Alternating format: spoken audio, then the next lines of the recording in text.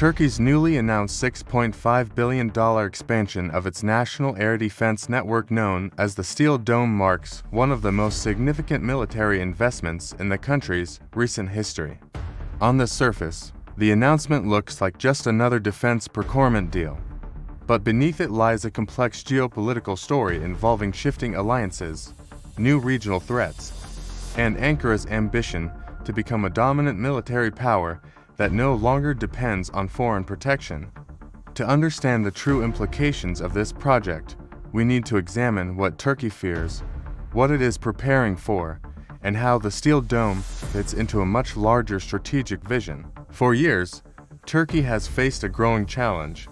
The regional sky has become crowded with missiles, drones, and precision-guided weapons used by state and non-state actors alike. Conflicts in Ukraine, Gaza, Syria, and the Caucasus have shown that traditional air defense systems are no longer sufficient. Low-cost drones can cause billions in damage. Ballistic missiles can shift the outcome of battles. And electronic warfare threatens to blind even the most advanced radars. Turkey watched all this unfold in real time and realized that its geography, situated between Europe, the Middle East, and Russia, makes it vulnerable from multiple directions simultaneously. This vulnerability became painfully clear after the 2015 shoot-down of a Russian jet.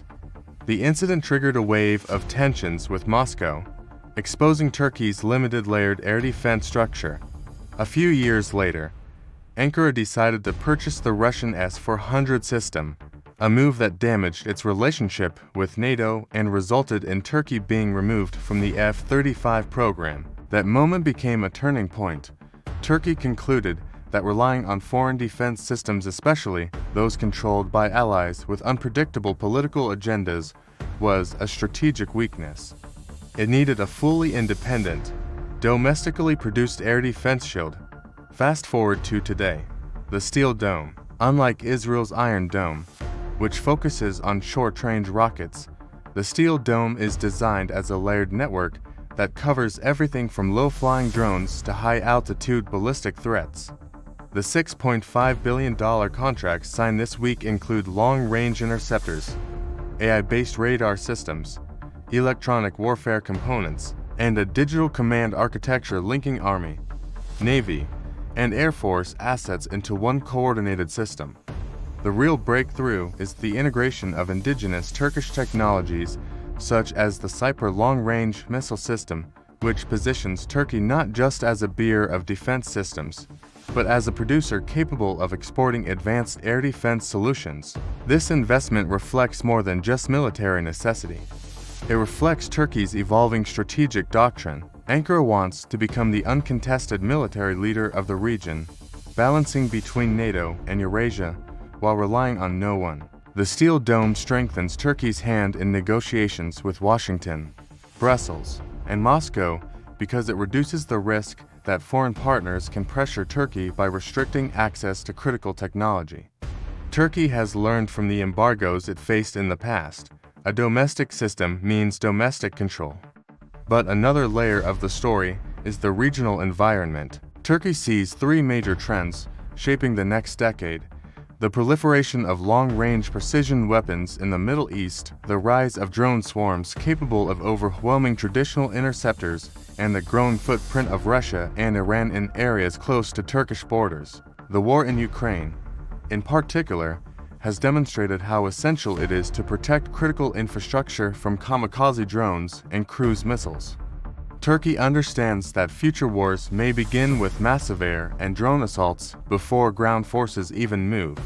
In this context, investing billions in air defense is not a luxury, it is survival. At the same time, the Steel Dome serves as a message to regional rivals.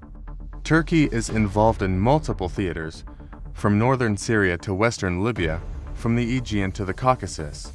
A strong air defense system shields these forward-leaning strategies by reducing the risk of retaliation. It allows Turkey to project power more confidently, knowing it has the capability to intercept attacks from across the region.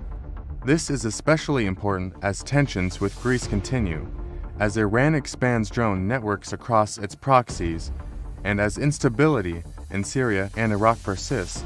Economically, the project is also a domestic boost. The deal involves dozens of Turkish companies working under the coordination of Aselsan, Roketsan, and Havelsan.